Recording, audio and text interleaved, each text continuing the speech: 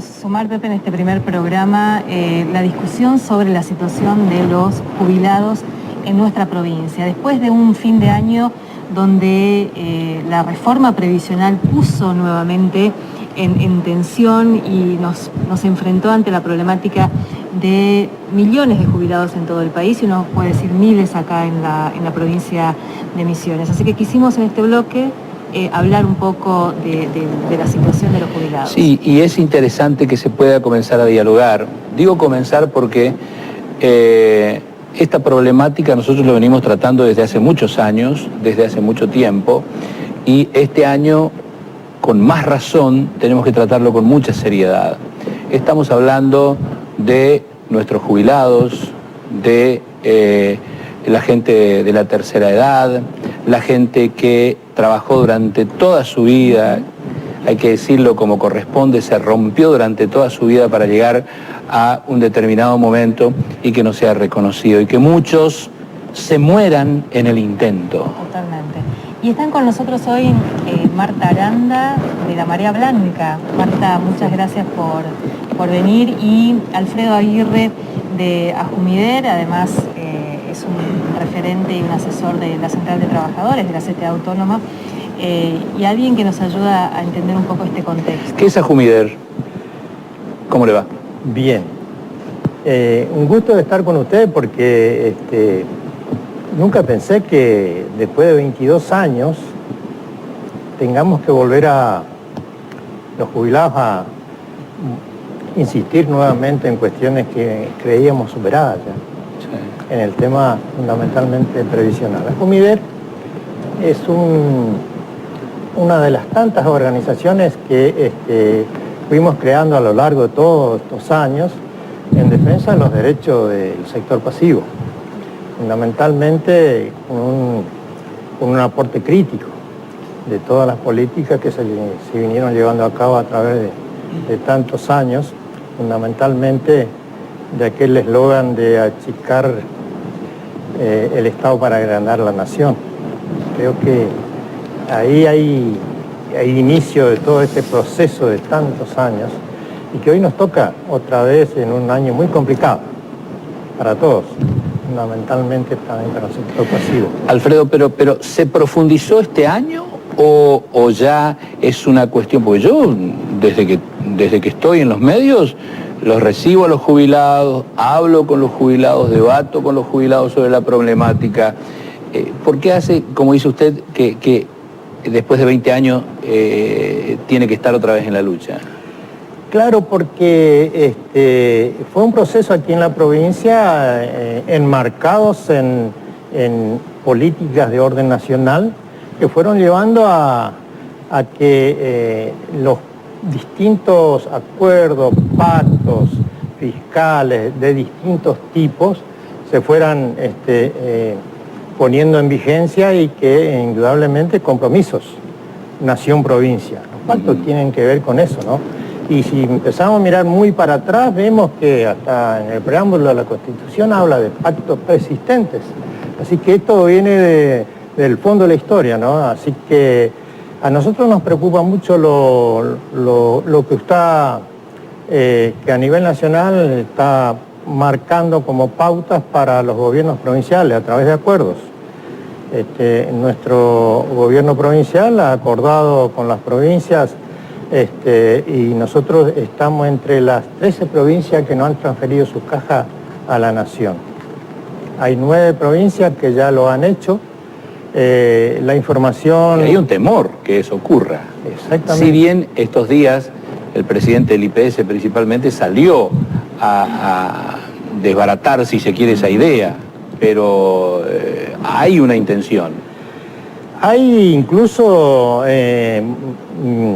hay indicadores que están poniendo en el tapete esta cuestión. El propio director del ANSES aquí en la provincia ha hecho público en este canal la información de que la armonización, porque ahora se habla de armonización, ¿no? La armonización es poner en igualdad de condiciones. Y si hablamos de la seguridad social, poner la igualdad de condiciones con el orden nacional. ¿Dónde se pierde? ¿O dónde pierden ustedes a partir de que haya esa armonización, entre comillas, que hace referencia a esta gente?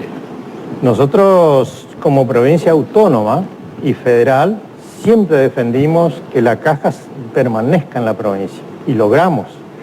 Allá en el año 95-96, con el gobierno del ingeniero Puerta, en ese momento, que la caja permanezca en la provincia y que se hicieran algunas modificaciones al régimen previsional provincial en varios capítulos, fundamentalmente para darle sustantibilidad al modelo previsional que nosotros tenemos. Esto de la armonización es un juego de palabras, ¿no? Pero en el fondo tiene que ver con la transferencia de las cajas a la nación.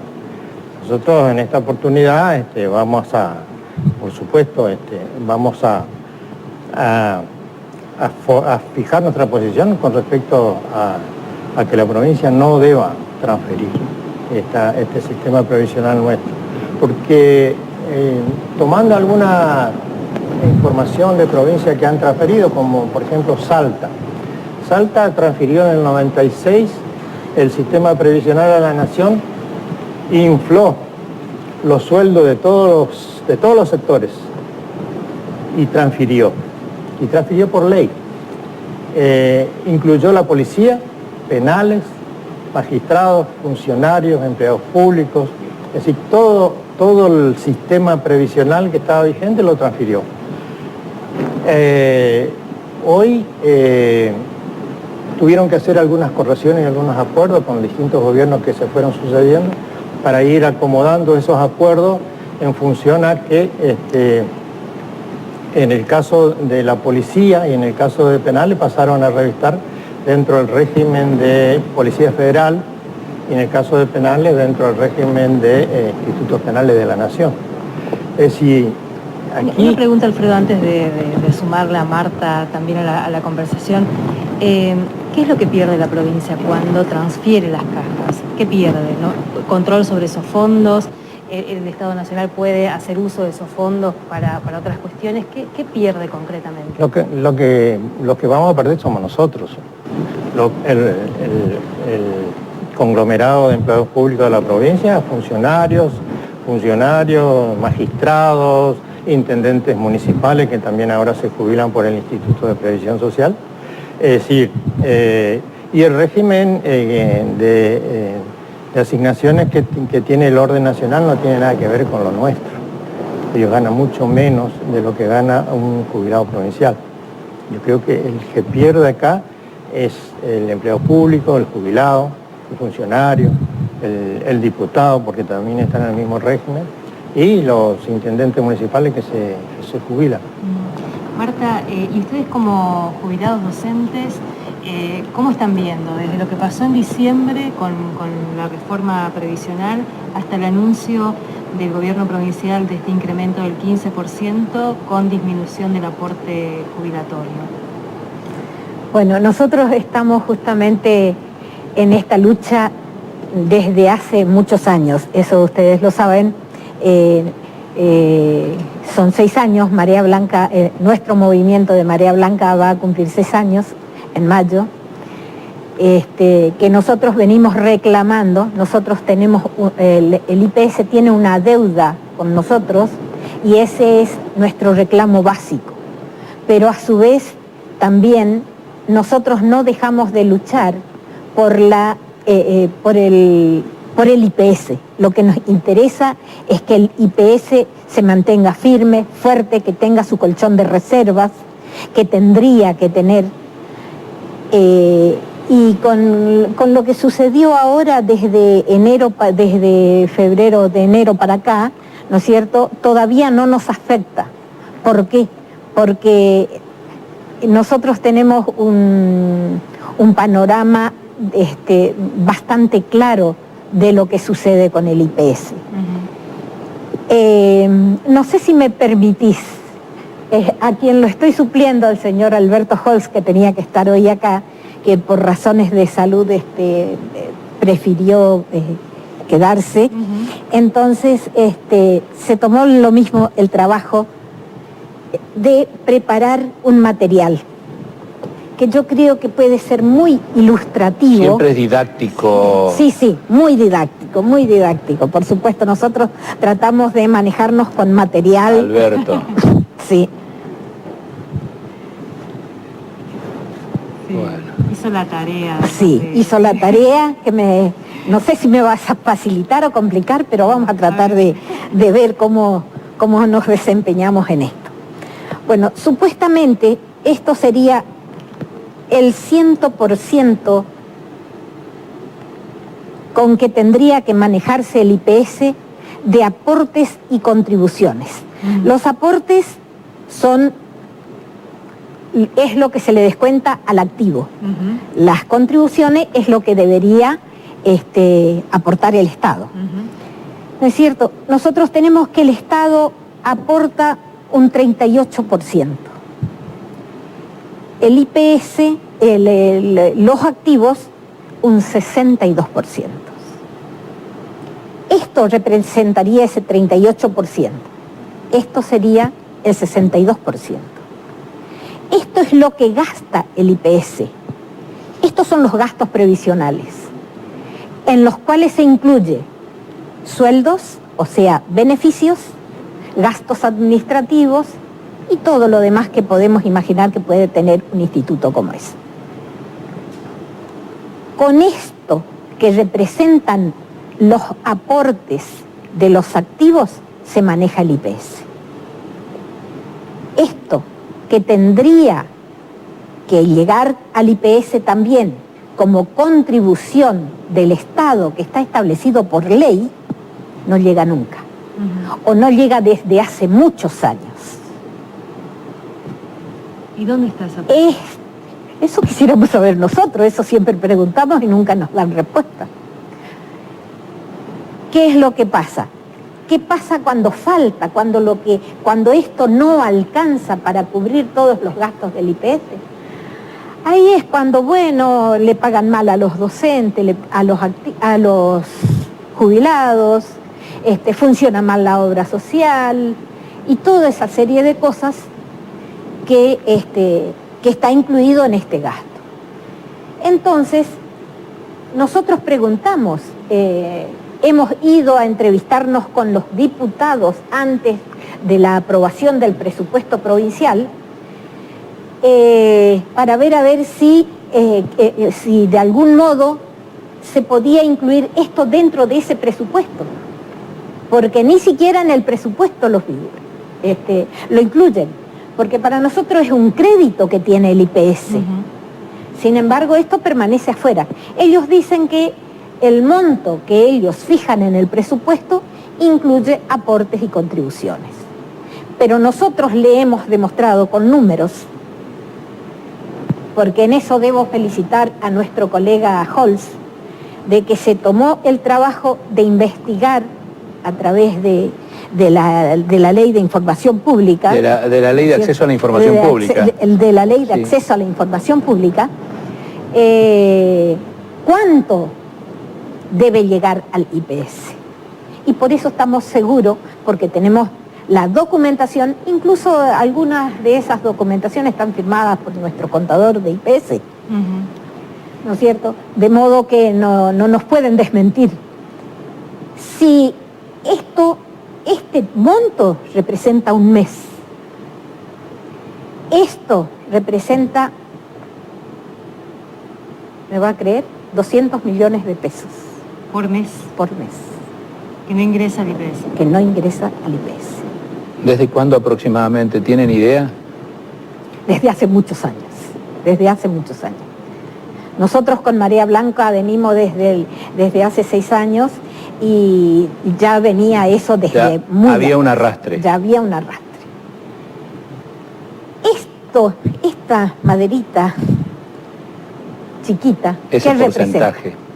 Esto representa el 2% de déficit que tiene el IPS con los policías y con los funcionarios políticos, con los funcionarios Públicos, sí. Públicos, con los funcionarios públicos. Este es nuestro déficit. Y que está acá porque se cubre con esto, con ese 62% que nos queda de los aportes. Muy bien, ¿qué pasó en febrero con la reforma previsional? Le exigen a las provincias la famosa armonización de la que hablaba Alfredo. Nosotros tenemos 5 puntos para esa armonización, acá la provincia de Misiones. 2 ya estaban prácticamente desde el 97, cuando se hizo la reforma previsional. Los 2 primeros, que eran la edad jubilatoria y la cantidad de años de aporte. El tercero, ¿cuál es? El aporte, el monto del aporte. El porcentaje, como el porcentaje del aporte.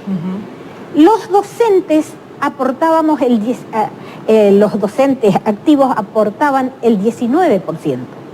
Le bajaron 5 puntos, quedó con el 14%.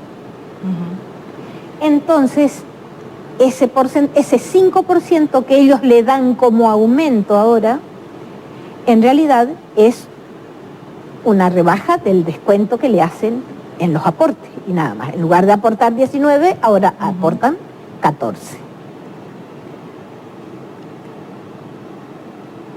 A partir de febrero, entonces, ¿qué le pasa al IPS? Perdió 5 puntos. Esos 5 puntos salieron de acá, de este 68. Entonces, ¿de dónde habrán sacado para cubrir esos puntos? Porque los sueldos se pagaron, tenemos que ser justos en eso, los beneficios se pagaron puntualmente, como siempre. Está bien, el aumento a lo mejor no fue como tenía que ser, pero llegó. ¿Qué pasa ahora con esos puntos menos? Esto es lo que faltó, el 5% que dejaron de descontar. Entonces, va a tener que salir de acá, de las contribuciones. Por primera vez en su historia, desde hace muchísimos años, el Estado provincial tuvo que aportar al IPS para poder pagar todos los gastos que debe tener. ¿Y eso está pasando, Alfredo? O sea, ahora estamos... Y eso, y yo agrego, ¿y eso es positivo? Indudablemente que no. Esto forma parte de los acuerdos Nación-Provincia, el pacto fiscal firmado en el año pasado. Claro.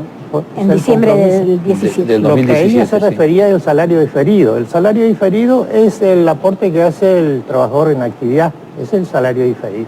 Y ella menciona, con mucha razón, que de ese salario diferido el propio empleado se subsidió el aumento. Esto nunca ocurrió, es decir, este tema en la ley 3380 del año 96, que está vigente, el artículo 75 autoriza al Poder Ejecutivo a disminuir o aumentar 5 puntos del aporte jubilatorio al personal en actividad.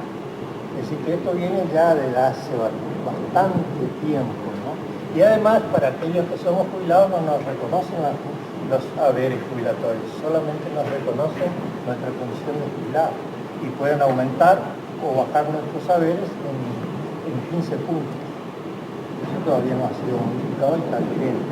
Ahora, yo quería hacer algunos números, porque ella explica muy bien algunos números que son importantes en desmenuzar con un recibo de haberes que traje acá de una docente, de que ese salario diferido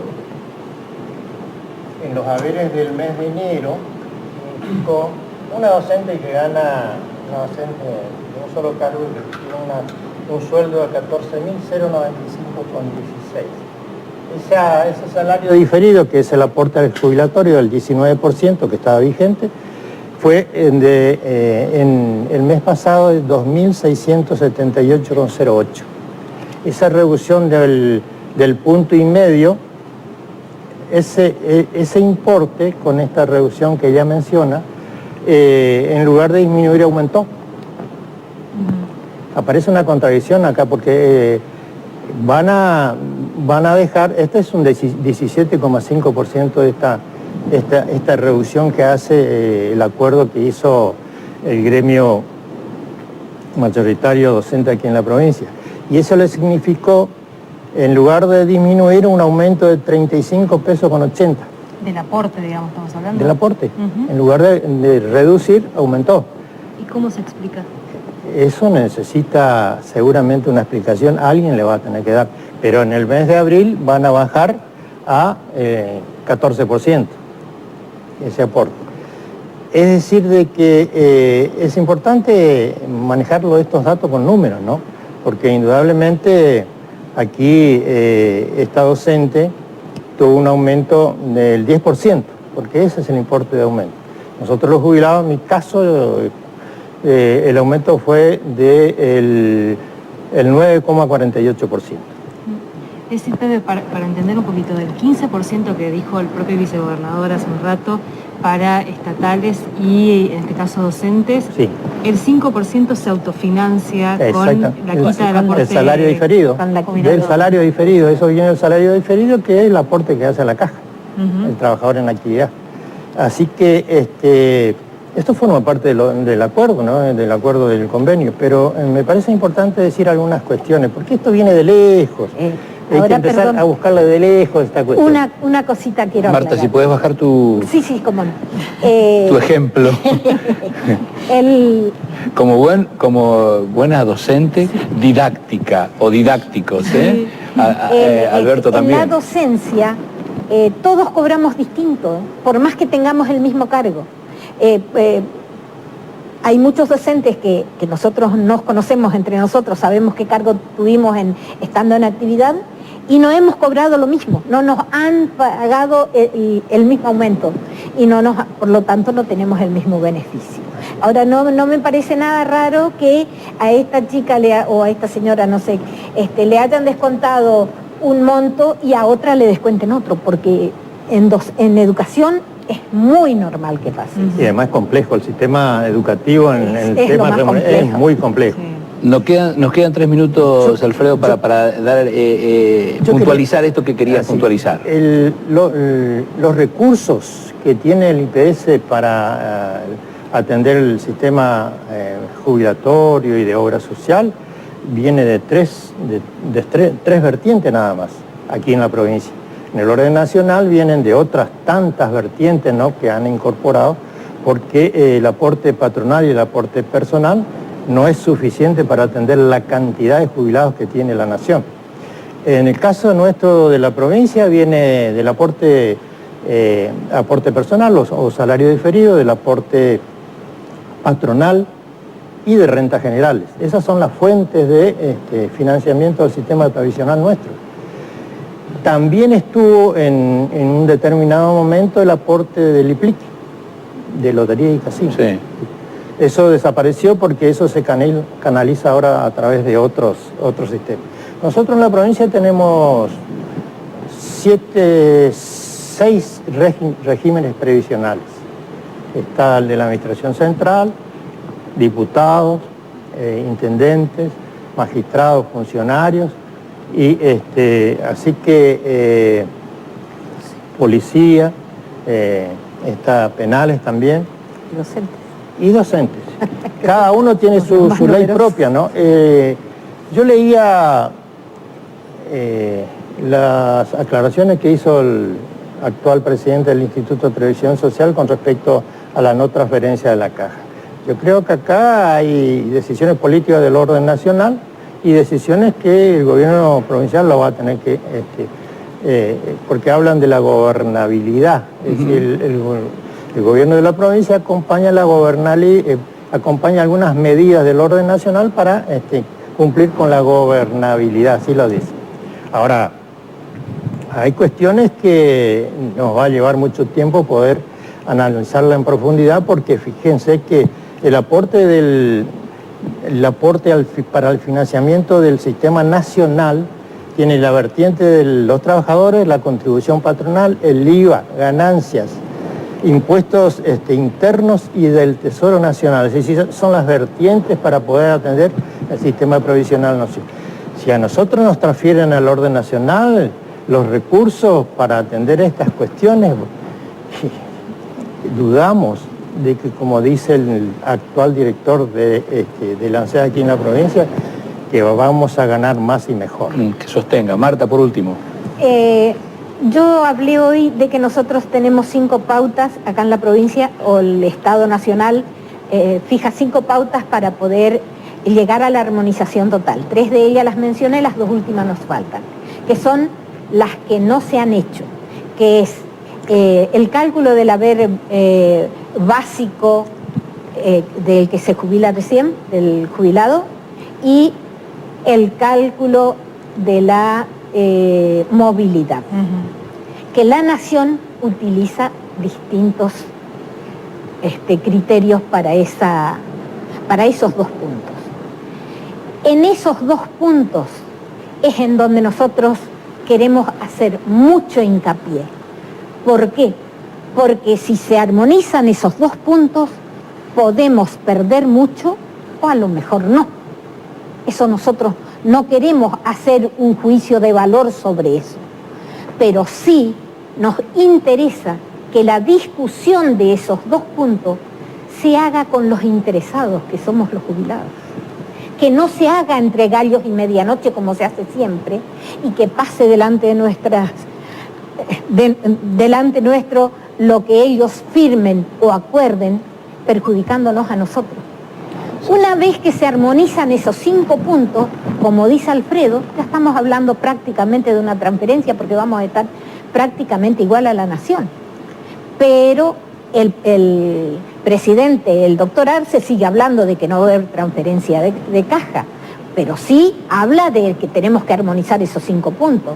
Ahora, nosotros le pedimos encarecidamente a nuestras autoridades que nos convoquen a todos los interesados de los distintos regímenes para que discutamos esos 2 puntos de armonización. Para que si nosotros entre todos damos nuestra opinión, expresamos lo que sentimos, lo que queremos y aprobamos un acuerdo, después que no nos quejemos. Pero si hoy lo hacen ellos por su cuenta, sin tenernos en cuenta nosotros, que vamos a ser los primeros damnificados o tal vez beneficiados, entonces ahí la cosa cambia. Me lleva a una pequeña reflexión final. Los vengo escuchando a los jubilados, a Holz, a Aguirre ahora, a Marta y a otros tantos jubilados, a la gente de María Blanca, tan comprometidos, tan cuerdos en sus criterios. Digo, qué bueno sería, como plantea Marta, que los convoquen para charlar, para dialogar, porque, no he escuchado a ninguno de los jubilados ser irrespetuoso, ni ser muy vehemente, sino reclamar bien y con argumentos. Ojalá se pueda lograr de que sean consultados. Pucha, qué bueno es tener gente que peinan canas para que sean gente de consulta para los que gobiernan. Les agradecemos mucho que estén. Gracias a ustedes. Gracias a ustedes. Y un pedido público al gobernador de la provincia. En este 1 de mayo va a ser la apertura de las sesiones en Cámara de Diputados de la provincia. Que anuncie en esa apertura, en su mensaje, la decisión del gobierno de la provincia de no transferir la caja a la Nación. Ese sería un logro y un avanzar bastante en el tema de la no transferencia de este sistema nuestro a la Nación. Que incluya en su discurso. Y darle certidumbre, ¿no? A los Sin duda. ¿Nos vamos? Nos vamos. Bueno, Gracias. Agradecemos a todos por haber estado nuevamente esta noche con nosotros. Nos comprometemos en brindarles mucha información siempre. Esperemos que haya sido de mucha utilidad. Nos reencontramos el martes próximo. Muchas gracias. Buenas noches.